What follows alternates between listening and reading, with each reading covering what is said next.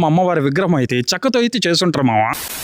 Hi మామ, నమస్తే, welcome back to my channel foodie Ganga. Present నేనైతే లేబూరు అనే గ్రామంలో అయితే ఉన్నాను. నెల్లూరు నుంచి 17 కిలోమీటర్ల దూరంలో ఈ ఊరైతే ఉంటది మామ. ఇక్కడున్న అమ్మవారి టెంపుల్ గురించి నాకు తెలిసిన ఇన్ఫర్మేషన్ క్లారిటీగా అయితే మీ అందరికైతే చెప్పేస్తా. వీడియో అయితే ఎండ్ వరకు చూసి ఒక 10 మందికి అయితే షేర్ చేయండి. ఈ లేబూరు గ్రామంలో కుంకాలమ్మ అమ్మవారి టెంపుల్ అయితే చాలా ఫేమస్ మామ. ఈ టెంపుల్ అయితే ఒక భక్తుడైతే కట్టించాడు అనమాట అమ్మవారికి.